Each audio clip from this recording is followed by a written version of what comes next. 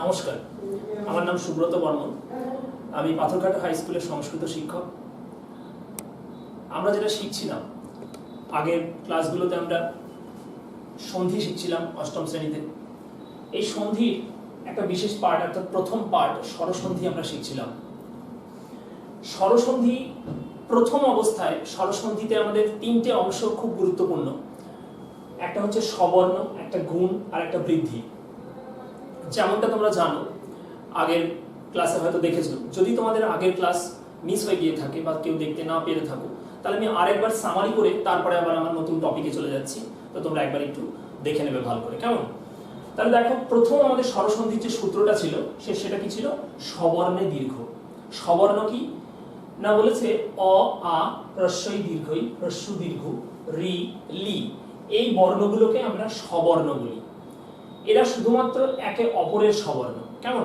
অর্থাৎ অ এর স্ববর্ণ কখনোই হ্রস্বই হবে না, কেমন? স্বরীয় এর স্ববর্ণ হচ্ছে স্বরিয়া, আবার স্বরিয়ার স্ববর্ণ স্বরীয়। ঠিক এইভাবে হ্রস্বই এর স্ববর্ণ দীর্ঘই, দীর্ঘই এর স্ববর্ণ হ্রস্বই, হ্রস্বের স্ববর্ণ দীর্ঘ, দীর্ঘ এর স্ববর্ণ হ্রস্ব, আর রি এর স্ববর্ণ লি, লি এর স্ববর্ণ রি। এবারে এগুলোকে স্ববর্ণ আমরা কেন বলছিলাম? এগুলোকে স্ববর্ণ এই জন্যই বলছিলাম তার কারণ এগুলোর আভ্যন্তর প্রযত্ন একই রকম, অর্থাৎ এগুলো একই রকম চেষ্টার মধ্যে দিয়ে আমাদের বাকযন্ত্রের সাহায্যে আওয়াজটা বেরিয়ে আসে বা এই ধ্বনিগুলো বেরিয়ে আসে। সেই জন্য এগুলোকে আমরা বলছি স্ববর্ণ, কেমন? আমার দেখো, বর্ণগুলো অনেকটা দেখতে একই রকম লাগছে। যাই হোক, তাহলে এরপরে প্রথম যে সূত্রে পড়েছিলাম যে স্ববর্ণে দীর্ঘ, অর্থাৎ এই যে স্ববর্ণগুলো দেখো, এই স্ববর্ণগুলোর মধ্যে একটা করে হ্রস্ব আছে, একটা করে দীর্ঘ আছে। হ্রস্ববর্ণ কোনগুলো? যেগুলোকে আমরা উচ্চারণ করতে কম সময় নিই, আর যেগুলোকে উচ্চারণ করতে বেশি সময় নিই সেগুলো হচ্ছে দীর্ঘ। দীর্ঘ কোনগুলো? স্বরিয়া, এটা উচ্চারণ করতে অনেক সময় লাগে, দীর্ঘ। হ্রস্বই স্বরবর্ণ, হ্রস্বই হচ্ছে হ্রস্বস্বর এবং দীর্ঘই হচ্ছে দীর্ঘস্বর। তাহলে দেখো, স্ববর্ণগুলোর মধ্যে যেটা দীর্ঘ, স্ববর্ণগুলো অর্থাৎ স্বরীয়, স্ববর্ণ, স্বরিয়া, এবার এই দুটো বর্ণের যখন মিলন হবে তখন স্বরীয় প্লাস স্বরীয় অথবা স্বরীয় প্লাস স্বরিয়া, এই দুটো বর্ণের মধ্যে সবসময় দীর্ঘটা হবে। দীর্ঘ কোনটা? দীর্ঘস্বর, তার মানে আকার। তার মানে বলতে চাইছি যে অকারের সাথে আকার যোগ হোক বা আকারের সাথে অকার যোগ হোক, অথবা অ প্লাস অ হোক বা আ প্লাস আ হোক, এই সবগুলো ক্ষেত্রে কিন্তু আমাদের যে বর্ণটা যুক্ত হয়ে আসবে সেই বর্ণটা কিন্তু অবশ্যই হবে আ, অর্থাৎ দীর্ঘই। একই রকম ভাবে হ্রস্বই প্লাস দীর্ঘই, দীর্ঘই প্লাস হ্রস্বই, দীর্ঘই প্লাস দীর্ঘই, হ্রস্বই প্লাস হ্রস্বই, এই বর্ণগুলো একে অপরের স্ববর্ণ পরস্পরের, এবং এগুলোর মধ্যে একটা হ্রস্ব আছে, একটা দীর্ঘ আছে। তাই যখন এই বর্ণগুলো একে অপরের সাথে যোগ হবে তখন কি হবে? সবসময় দীর্ঘটাই হবে, কেমন? তার উদাহরণ আমরা পেয়েছি দেবালয়, দেবালয়, কেমন? এইভাবে করে আমরা স্বরবর্ণ, প্রথম যে সূত্রটা স্ববর্ণে দীর্ঘ হয় সেটা আমরা জানলাম। এরপরে এই স্ববর্ণ বর্ণগুলোর মধ্যে যেটা দ্বিতীয় সূত্র, সেটা হচ্ছে কি বলেছে? পরবর্ণের গুণ। প্রথমটা আমরা জেনেছি, এবার আমরা জানছি পরবর্ণের গুণ, কেমন? পরবর্ণের গুণটা কি না বলেছে যে অকার এবং আকার ছাড়া যে বর্ণগুলো আছে সেগুলো অকার এবং আকারের সাথে যুক্ত হয়। এই যে স্ববর্ণগুলো দেখতে পাচ্ছ, এই স্ববর্ণগুলোর মধ্যে প্রথম দুটো বর্ণ কোনটা? কোন দুটো? আদি বর্ণ যেটাকে আমরা বলছি সেটা হচ্ছে অ আর আ, তাই তো? তাহলে এই আদি দুটো বর্ণের সঙ্গে অ অথবা আ, অ এর সঙ্গেও যুক্ত হতে পারে আবার আ এর সঙ্গেও যুক্ত হতে পারে। তাহলে অ আর আ এই বর্ণের সাথে স্ববর্ণের বাকি বর্ণগুলো, কেমন? স্ববর্ণের বাকি বর্ণ। তাহলে আমি এখানে লিখছি তোমাদের সুবিধার জন্য, স্ববর্ণের বাকি বর্ণগুলি, বর্ণগুলির গুণ, কেমন? এবার গুণ কি? গুণ কাকে বলে? দেখো, আমি গুণ কোন কোন বর্ণকে বলা হয়? অ, এ আর ও, এই তিনটি বর্ণকে আমরা গুণ বলি। তো একটু ভালো করে আমি ব্যাখ্যা করছি, কিন্তু তার আগে আমরা এই স্ববর্ণের বাকি বর্ণগুলোকে এর সাথে একবার অ্যাড করে দেখি, একটু যোগ করে দেখি কি দাঁড়ায়। বললাম যে আমরা বলছি পরবর্ণের গুণ। পরবর্ণ মানে স্ববর্ণের মধ্যে হ্রস্ব আর মানে স্বরীয় আর স্বরিয়া, এই দুটোর সঙ্গে বাকি যে বর্ণ সেগুলো হচ্ছে পরবর্ণ, আর ওই বাকি বর্ণগুলোকেই আমরা অ, আ এর সঙ্গে যোগ করছি। তার ফলে কি কি আসছে? অ এবং আ এর সঙ্গে যদি আমরা অ আর আ এর সাথে অ অথবা আ এর সাথে যদি হ্রস্বই যোগ করি বা দীর্ঘই যোগ করি, কোনো একটা বর্ণ হলেই হবে, এটা যদি যোগ করি তাহলে আমরা পেয়ে যাব এ। কেমন? তাহলে দেখো গুণের মধ্যে এ ছিল না, তাহলে আমরা গুণ বর্ণ বলেছিলাম এ কে। কেন হলো? তার কারণ অ আর আ এর সঙ্গে হ্রস্বই অথবা দীর্ঘই এই বর্ণগুলোর গুণ হয়ে গেল, হয়ে এ পেলাম, তাহলে এ একটা গুণ বর্ণ। ঠিক একই রকম ভাবে অ প্লাস আ এর সঙ্গে আমার হ্রস্ব অথবা দীর্ঘ এই দুটো যোগ হয়ে, এই দুটো গুণ হয়ে আমরা পেয়ে গেলাম ও। তাহলে দেখো ও কে আমরা এখানে পেয়েছিলাম না গুণ বর্ণ হিসেবে, তাই না? এবার আমরা একটু গুণ বর্ণ সম্বন্ধে এক্সট্রা করে জেনে নিই। পাশে গুণ কি বলেছে? গুণ বর্ণ। গুণ বর্ণ তিনটাকে বলা হচ্ছে, এক হচ্ছে অ, একটা হচ্ছে এ, আর শেষেরটা হচ্ছে ও। অ মানে শুধুমাত্র অ একা নেই, অ এর স্ববর্ণ অ প্লাস আ এই দুটোই আছে। কেমন? তাহলে এই দুটো বর্ণের সঙ্গে হ্রস্বই দীর্ঘই যোগ হওয়ার ফলে কি বেরিয়েছে? বেরিয়েছে এ। পাওয়া গেল এ। কেমন? আবার দেখো এই অ আর আ তার সঙ্গে আমরা কি পেয়েছি? হ্রস্ব এবং দীর্ঘ এই দুটো বর্ণ যোগ করে গুণ করে আমরা পেয়েছি ও। কেমন? ও পেয়েছি। তাহলে এ এবং ও এই দুটো বর্ণকে আমরা গুণ বলছি। কেমন? তাহলে আমরা গুণ বুঝলাম। এবার অসবর্ণের বাকি গুণ বর্ণগুলোর সঙ্গে অসবর্ণের বাকি বর্ণগুলির গুণ, মানে অ এবং আ এর সঙ্গে এই যে অসবর্ণের যে প্রথম দুটো আছে সেই দুটো বাদে বাকিগুলোর সঙ্গে একবার করে গুণ হলো। তাহলে হ্রস্বই এবং দীর্ঘই এর গুণ হলো, হ্রস্ব এবং দীর্ঘ এর গুণ হলো। কেমন? কিন্তু এখনো রি এবং লি বাকি আছে। তার মানে অ আর আ প্লাস রি, এখানে আমরা গুণ করে পাবো অর। কেমন? তাহলে এটাকে গুণ করে আমরা পেয়ে যাব অর। আবার দেখো অ আর আ তার সাথে আমরা যদি লি এর গুণ করি তাহলে পাবো অল। কেমন? অল পাবো। তাহলে এই হয়ে গেল আমাদের পরবর্ণের গুণ। আগের ভিডিওতে, আগের ক্লাসগুলোতে আমরা কিন্তু এই উপরের দুটো সূত্র সম্বন্ধে খুব ভালো করেই জেনেছিলাম। এবারে আমরা তৃতীয় সূত্র অর্থাৎ পরবর্ণের যে বৃদ্ধি সেটা আমরা জানবো। তার আগে একটু বৃদ্ধিটা জেনে নিই। বৃদ্ধি কি? যেমন করে গুণ জানলাম ঠিক তেমন করে আমাদের বৃদ্ধিটাও একটু জানতে হবে। বৃদ্ধিটা কি? বৃদ্ধি লিখছি। বৃদ্ধি কোন কোন বর্ণকে বলছি? যেমন গুণকে আমরা অ, এ আর ও এই তিনটে বর্ণে আখ্যায়িত করেছিলাম, ঠিক তেমন বৃদ্ধিকেও আমরা অ, ওই, ও এই তিনটে বর্ণে আখ্যায়িত করছি। তাহলে আমরা বৃদ্ধি বলতে অ, আর অ মানে অ কখনো একা থাকে না, অ এর স্ববর্ণ আ। তাহলে অ, আ এই দুটো বর্ণ, আর ওই আর ও এই বর্ণগুলোকে আমরা বলছি বৃদ্ধি। কেমন? কেমন করে পেলাম বৃদ্ধি?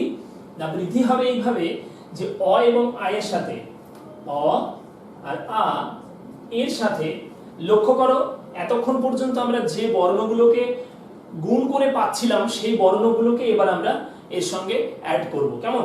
তার মানে আমরা গুণ করে কি পাচ্ছিলাম? এ পাচ্ছিলাম। তাহলে এ ওই যোগ করি, এ আর ওই। ঠিক আছে?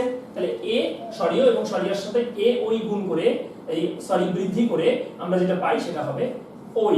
আবার দেখো অ আর আ এর সাথে আবার ও আর ও এইটা বৃদ্ধি করে আমরা পাবো ও। বোঝা যাচ্ছে? তাহলে আমরা গুণ কাকে বললাম? যেটা হচ্ছে অ, এ আর ও এই তিনটে বর্ণকে আমরা গুণ বলছি। কেন এই দুটো বর্ণকে বিশেষ, এই দুটো বর্ণকে আমরা বিশেষ গুরুত্ব দিচ্ছি কেন? কারণ এই দুটো বর্ণ গুণ করে প্রাপ্ত, অর্থাৎ গুণ করে আমরা পেয়েছি। আর এই বর্ণটাকে অর্থাৎ এটা অ এবং তার স্ববর্ণ অ এবং অ এর স্ববর্ণ আ এই দুটো বর্ণের সঙ্গে অন্যান্য বর্ণগুলোকে গুণ করে তবেই আমরা এটা পেয়েছি। কেমন? ঠিক পরবর্ণের বৃদ্ধির ক্ষেত্রেও তাই। আমরা বৃদ্ধিটা বুঝলাম। বৃদ্ধি বলতে কি বোঝাচ্ছে? কোন কোন বর্ণকে বৃদ্ধি বলা হয়? এই যে অ কে বৃদ্ধি বলা হয়। আমি এই অংশটা তোমাকে মুছে দিচ্ছি। দেখো, আশা করি তোমরা বুঝতে পারছো। খাতায় সকলে নোট করবে। দেখো অ অথবা আ এই বর্ণ দুটোর সঙ্গে অ এর সঙ্গেও যুক্ত হতে পারে, আবার আ এর সঙ্গেও যুক্ত হতে পারে। তাই এটাকে অবলিক দিয়ে লেখা হচ্ছে অ অথবা আ, যে কোনো একটা বর্ণের সঙ্গে যদি আমি এ অথবা ওই এই দুটোর মধ্যে কোনো একটার গুণ বৃদ্ধি করাই, তাহলে এখানে যে বর্ণটা পাবো সেটা হচ্ছে ওই। কেমন? আবার অ প্লাস আ, এটার সঙ্গে আমরা যে বৃদ্ধিটা পাবো, সবচেয়ে ভালো আমি তোমাদের একটা করে উদাহরণ দিই। এটার আরেকটা সূত্র আছে যেটা আমি তোমাদের পরে উদাহরণ দিচ্ছি। এবার দেখো সদা, উদাহরণ। কেমন? সদা, সদা এই যে শব্দটা, এই শব্দের শেষের বর্ণ কোনটা আছে বলো? আকার। সদার শেষে কি উচ্চারণ হচ্ছে? আ। বর্ণগুলোকে ভেঙে ভেঙেও আমরা বের করতে পারি। যাদের উচ্চারণে আসছে না, কেউ কেউ হয়তো মনে মনে ভাবতে পারো আমার সদাতে কখনো আ আসছে না, তাহলে একবার এই সদাকে ভেঙে দেখো। সদা, শয়ে হসন্ত প্লাস অ। ব্যঞ্জন বর্ণ কখনো একা উচ্চারিত হতে পারে না, স্বরবর্ণের সাহায্য নিয়ে উচ্চারিত হয়। শয়ের সঙ্গে কি আছে? কিছু নেই, তার মানে অ। তাহলে স অ প্লাস দয়ে হসন প্লাস দয়ের সঙ্গে কি আছে শেষে? আকার। তাহলে আ, এই দেখো আমরা আ শেষে পেয়ে গেলাম। তাহলে সদার শেষে আ, আর এই সদা তার সঙ্গে এব। কেমন? এই এবর যে প্রথম বর্ণ, এটা হচ্ছে কি হবে? এ প্লাস ব কে ভাঙলে বয়ে হসন প্লাস অ, মানে বর্ণ বিশ্লেষণ করে এক কথায় বুঝে নেওয়া। যদি আমি যদি বুঝতে না পারি যে প্রথম অংশের শেষ বর্ণ, এটা প্রথম অংশ, এটা দ্বিতীয় অংশ, এই প্রথম অংশের শেষ বর্ণ শেষ স্বরবর্ণ আর দ্বিতীয় অংশের প্রথম স্বরবর্ণ, এই দুটোর তো সন্ধি হয়। এবার এই দুটো বর্ণ যদি আমি চিনতে না পারি, তাহলে কি করব? তাহলে যে শব্দটা আমার দেওয়া থাকবে সেই শব্দকে আলাদা আলাদা ভাবে আমি বিশ্লেষণ করে নেব। কেমন? এবার দেখো বিশ্লেষণ করে নিয়েছি, নেওয়ার পরে আমি আ পেয়েছি এখানে, আর এখানে এ পেয়েছি। তাহলে আ আর এ, দেখো এখানে আ আর এখানে এ, এই দুটোর মিলনের ফলে কি হবে? ওই হবে। কেমন? কি হবে? ওই। তাহলে কি দাঁড়াবে? দন্তস্বয়ে হসন থাকবে, অ থাকবে, প্লাস দয়ে হসন প্লাস ওই। বোঝা যাচ্ছে? আর তারপরে বয়ে হসন প্লাস অ। তাহলে এই শব্দটাকে যোগ করলে কি পাবো? স দয়ে ওইকার, সদই আর ব। ব অ ব, স অ স, দ ওই দই। তাহলে কি হলো? স দই ব। কেমন? সদৈব পেয়ে গেলাম। তাহলে আকার আর একার যোগ করে ওইকার পেয়ে গেলাম। এটা হলো উদাহরণ। এরপরে আরো একটা উদাহরণ তুমি নিতে পারো। কি উদাহরণ তোমরা নিতে পারো? মম প্লাস এব। হ্যাঁ, মম প্লাস এব কি হবে দেখো। এবার একটু বর্ণ বিশ্লেষণ না করে নিজে নিজেই করার চেষ্টা করো। মম শেষ বর্ণটা কি আছে? ম। ম একা আছে মানে ময়ের সঙ্গে অ আছে, তাহলে এখানে অ লিখে নি, অ প্লাস এবর প্রথম বর্ণ কি? এ। তাহলে দেখো এখানে পেলাম অ আর এখানে পেলাম এ, তাহলে এই দুটো বর্ণ গুণফল কি হবে? যোগ বৃদ্ধি কি হবে? ওই। তাহলে ওই। তাহলে মম ওই এব, তাহলে কি হবে? মমইব। পেলাম মম ওই এব মমইব। কেমন? এই হয়ে গেল তোমাদের প্রথম সূত্র। মানে এই যে পরবর্ণের যে বৃদ্ধি হচ্ছে, বৃদ্ধি তো দুটো বর্ণ পেয়েছি, এই দুটো বর্ণের মধ্যে এটা আমরা শিখলাম। এবার আমরা ওইটা কিভাবে বের করব সেটা শিখছি। আশা করি বুঝতে পেরেছো। আমি এটা মুছছি।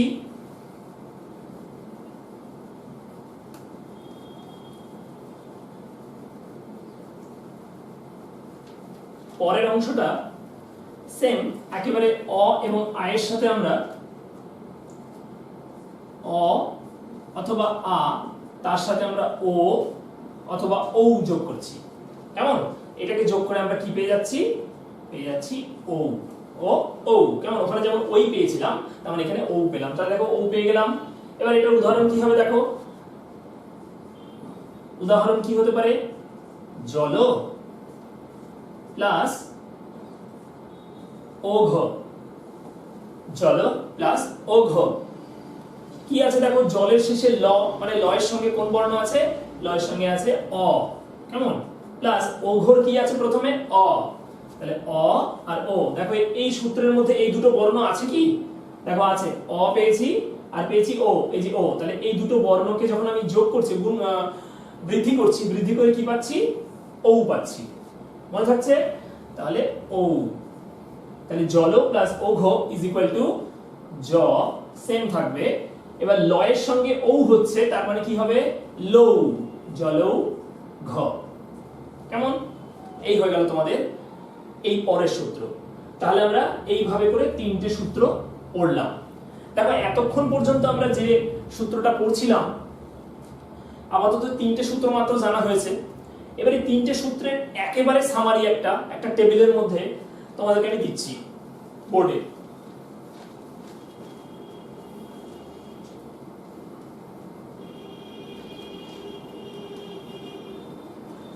খাতায় অবশ্যই রাখবে যে কোন কোন বর্ণকে গুণ বর্ণ বলা হয়, কোন কোন বর্ণকে বৃদ্ধি বলে, কোন কোন বর্ণকে স্ববর্ণ বলে, কেমন? কারণ এগুলোর উপরেই সূত্রগুলো আছে। যদি স্ববর্ণের বর্ণগুলো না জানো তাহলে কিন্তু এই স্ববর্ণের দীর্ঘ এটাও জানা মুশকিল হবে। আর যদি গুণের বর্ণগুলো আমি না জানি, যে গুণ করে করে কোন কোন বর্ণ পাওয়া যায় সেটা যদি না জানি, তাহলে কিন্তু পরবর্ণে গুণ এই সূত্রের মানেও আমার কাছে অর্থহীন হয়ে যাবে। ব্যাপারটা অনেকটা অন্ধের কাছে দর্পণের ন্যায় হবে। ঠিক আছে? তাহলে দেখো, পরবর্ণের বৃদ্ধিতে বৃদ্ধি যদি না জানি, কোন কোন বর্ণের বৃদ্ধি হয় সেটা যদি না জানি, তাহলে কিন্তু আমরা এই বৃদ্ধিটাকেও বুঝতে পারবো না যে কিভাবে বৃদ্ধি হচ্ছে আর কোন কোন বর্ণের বৃদ্ধি হচ্ছে। এতক্ষণ পর্যন্ত অ আর আ শুধুমাত্র প্রথম বর্ণটাকে বাদ দিয়ে, শুধুমাত্র এই স্ববর্ণে দীর্ঘ এই সূত্রটাকে বাদ দিয়ে, এই প্রথম সূত্রটাকে বাদ দিয়ে দ্বিতীয় এই দুটোকে একটা টেবিলে যদি নিয়ে আসা যায়, তাহলে কি দেখা যাচ্ছে? অ এবং আ এর সাথে আমি একবার হ্রস্বই যোগ করেছিলাম, একবার দীর্ঘই যোগ করেছিলাম। আর কি করেছিলাম? কমা দিচ্ছি, একবার হ্রস্ব যোগ করেছিলাম, একবার দীর্ঘ যোগ করেছিলাম, একবার রি যোগ করেছিলাম, একবার লি যোগ করেছিলাম, কমা দিচ্ছি, একবার এ যোগ করেছিলাম অথবা ওই যোগ করেছিলাম। আবার দেখো, ও যোগ করেছিলাম অথবা ও যোগ করেছিলাম। মানে অ এবং আ এই দুটো বর্ণ কিন্তু কমন, তাই না? এই দুটো বর্ণের সঙ্গে কিন্তু কখনো আমি এটাকে যোগ করেছি, কখনো এটাকে যোগ করেছি, কখনো এটাকে যোগ করেছি, কখনো এটাকে, কখনো এটাকে, কখনো এটাকে, তাই তো? এবার এই যোগের ফলে প্রত্যেকটার কিন্তু আলাদা আলাদা এক একটা করে বর্ণ পেয়েছি। এটাকে একটা টেবিলের মধ্যে আমরা রাখছি। কিভাবে? দেখো, যখন অ এবং আ কে হ্রস্ব এবং দীর্ঘ এর সঙ্গে যোগ করেছিলাম, তখন কোন বর্ণ পেয়েছিলাম? তখন পেয়েছিলাম এ। খেয়াল করো, হ্যাঁ, যখন স্বরীয় এবং স্বরীয়ার সঙ্গে হ্রস্ব এবং দীর্ঘ যোগ করেছিলাম, তখন আমরা এই পর স্ববর্ণের গুণ সূত্র অনুসারে এ পেলাম। এবার দেখো, যখন আমি এই অ এবং আ এর সাথে, জাস্ট আ মিনিট, এইভাবে এই দুটোকে যখন আমি গুণ করেছিলাম, তখন কি পেয়েছিলাম? পেয়েছিলাম এ। কেমন? ভিতরে লিখছি। এবার দেখো, এই সেম এটার সাথে যখন আমি হ্রস্ব এবং হ্রস্ব যোগ করেছিলাম, তখন কি পেয়েছিলাম? তখন কিন্তু আমি আরেকটা বর্ণ পেয়েছিলাম, সেটা হচ্ছে ও। কেমন? এটা এই পর বর্ণের গুণ সূত্রের মধ্যে থেকে আমরা পেয়েছিলাম। এবার সেম এই অ এবং আ এর সাথে যখন আবার আমরা রি যোগ করেছিলাম, তখন আমরা কি পেয়েছিলাম? অর। কেমন? সেম অ এবং আ এর সাথে যখন আমরা লি যোগ করেছিলাম, তখন কি পেয়েছিলাম? অল পেয়েছিলাম, তাই তো? এবার এ আর ওই যখন যোগ করলাম, মানে অ আর আ এর সাথে, সেম অ এবং আ এর সাথে যখন আমি এ আর ওই যোগ করলাম, তখন কি পেয়ে গেলাম এখানে? তখন পেয়ে গেলাম ওই।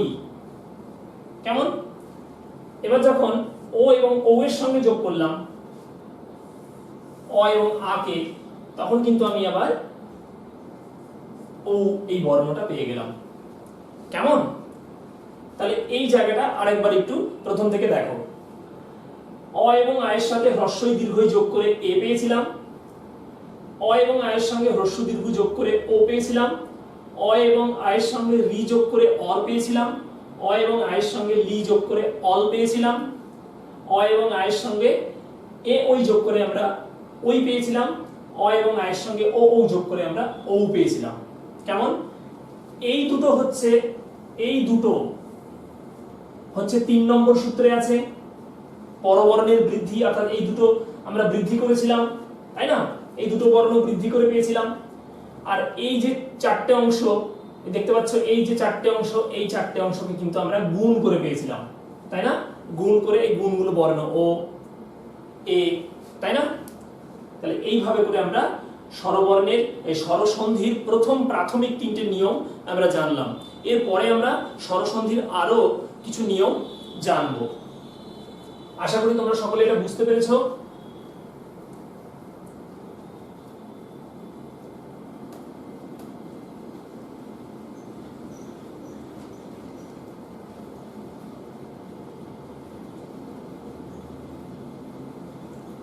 এতক্ষণ পর্যন্ত আমরা যে সূত্রগুলো জানছিলাম সেই সূত্রগুলো কি ছিল?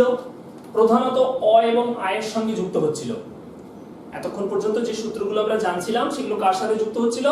অ এবং আয়ের সঙ্গেই বিভিন্ন বর্ণ, অর্থাৎ ব্যঞ্জন বর্ণমালার মধ্যে আরো অনেক বর্ণ রয়েছে, সেই বর্ণগুলো একে একে যোগ হয়ে তারপরে আসছিল, তাই তো? কিন্তু এখন আমরা যে বর্ণটা করব বা যে বর্ণটা অ্যাড করব সেটা হচ্ছে স্বরীয় এবং স্বরিয়া। এই দুটো বর্ণকে বাদ দিয়ে অন্য দুটো স্ববর্ণকে ধরবো, অর্থাৎ হ্রস্বই এটা একটা আলাদা পার্ট, কেমন? অর্থাৎ দেখো হ্রস্বই অথবা দীর্ঘই এই দুটো বর্ণের সঙ্গে, এই দুটো বর্ণ একে অপরের স্ববর্ণ আমরা আগেই জেনেছি, স্ববর্ণের মধ্যে আছে, তাই তো? আর স্ববর্ণে কি হয়? স্ববর্ণে দীর্ঘ হয়। নেক্সট, এগুলোর সঙ্গে এই দুটো বর্ণ বাদে স্বরবর্ণমালায় যে অন্যান্য বর্ণগুলো আছে সেই বর্ণগুলোর মধ্যে শুধুমাত্র এই দুটো বর্ণ বাদে বাকি সব স্বরবর্ণ, অর্থাৎ হ্রস্বই এবং দীর্ঘই, এই দুটি বাদে বাকি স্বরবর্ণ ইজ ইকুয়াল টু কি হবে? হ্রস্ব এবং দীর্ঘই এর সঙ্গে এই দুটো বর্ণকেই বাদ দিয়ে, এই দুটোর সঙ্গে যেহেতু যোগ করছি তাই এই দুটোকে বাদ দিয়ে অন্য বর্ণগুলো যখন আমি এর সাথে যোগ করব তখন কি হবে? হ্রস্ব এবং হ্রস্ব এর স্থানে, অর্থাৎ যেখানে হ্রস্বই অথবা এই দীর্ঘই থাকবে এর স্থানে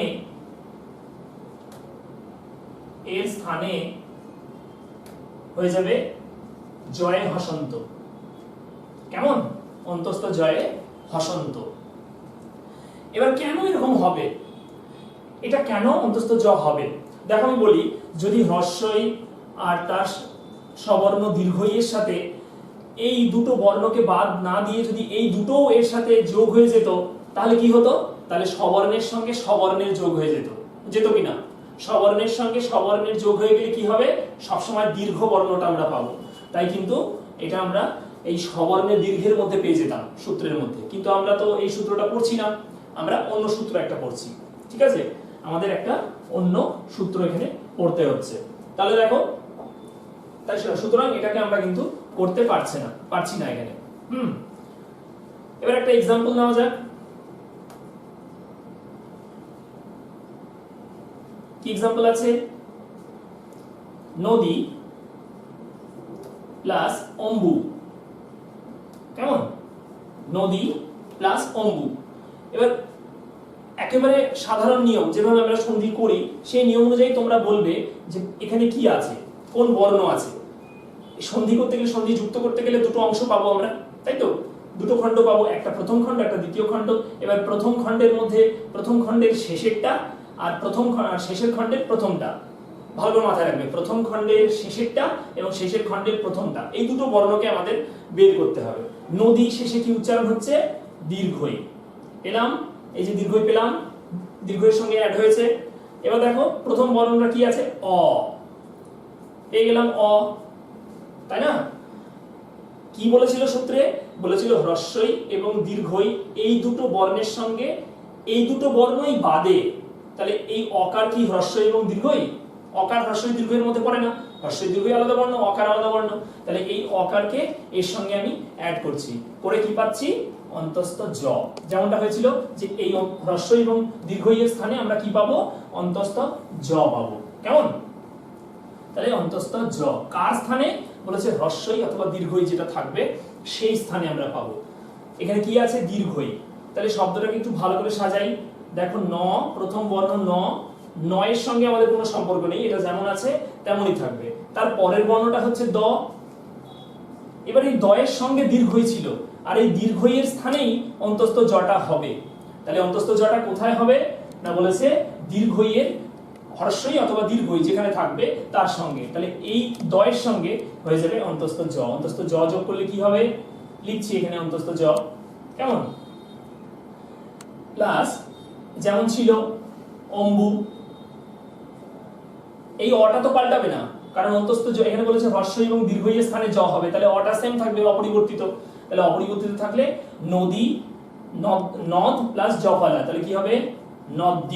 জফলা যোগে কি হয় নদ্য, কারণ পরের বর্ণ অ আছে, অ এর সঙ্গে যুক্ত হয়ে নদ্য। আর মু, ময় বয় হ্রস্যু, তাই তো, এক কথায় নদ্যম্বু, এক কথায় নদ্যম্বু, এইভাবে আমরা পেলাম। এবার আরো একটা উদাহরণ নিচ্ছি।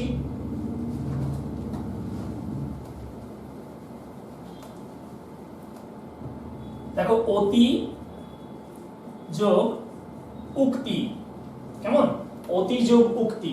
প্রথম বর্ণটা কি আছে শেষে, যদি অতিকে ভেঙে দিই আমি হয়তো বুঝতে পারছি না যে এখানে কোন বর্ণ আছে, প্রথম অংশের শেষ বর্ণটা কি আছে, তাহলে আমি অ প্লাস তয় হসন প্লাস ই, এ দেখো ই বেরিয়ে গেল, তাহলে শেষ বর্ণটা কি পেলাম ই, প্লাস উক্তির প্রথম বর্ণ উ প্লাস কয় হসন্ত প্লাস তয় হসন্ত প্লাস ই। এই বাকি বর্ণগুলোর সাথে আমার কোনো সম্পর্ক নেই, আমার সম্পর্ক শেষ বর্ণ আর প্রথম বর্ণ, শেষ বর্ণ হ্রস্বই আর প্রথম বর্ণ উকার, তাহলে এই দুটো বর্ণের কি হবে যোগ হবে, যোগ হয়ে কি হবে হ্রস্বই আর হ্রস্যু। এই যে বলেছিলাম সূত্রে হ্রস্বই এবং দীর্ঘইয়ের মধ্যে একটা থাকবে, আছে হ্রস্বই, আর হ্রস্বই দীর্ঘ বাদে যে কোনো বর্ণ থাকবে স্বরবর্ণগুলোর মধ্যে, যে কোনো একটা বর্ণ, এই দুটো বাদে কি আছে হ্রস্যু আছে, তাহলে হ্রস্যু যখন যোগ হবে তখন এই দুটো যোগ হয়ে কি হবে অন্তস্থ জ হবে, তাই তো। তাহলে অতিযুক্ত উক্তি তয়ের সঙ্গে জফলা, অ ত তার সঙ্গে জফলা প্লাস উক্তি, তাহলে হয়ে যাবে অত্যুক্তি, অত্যুক্তি, কেমন, অত্যুক্তি। এই হয়ে গেল আমাদের আরেকটা সূত্র। এর পরের ক্লাসগুলোতে আমরা এই স্বরসন্ধি সম্বন্ধে আরো কিছু নিয়ম আছে যেগুলো জানবো এবং সেগুলো ভালো করে রপ্ত করার চেষ্টা করব। আশা করি তোমরা প্রত্যেকেই খাতা নিয়ে বসেছিলে, এগুলোকে নোট করেছো, বাড়িতে এগুলোকে বারবার প্র্যাকটিস করো এবং তারপরে আবার আমরা পরের ক্লাসে দেখা করব, কেমন।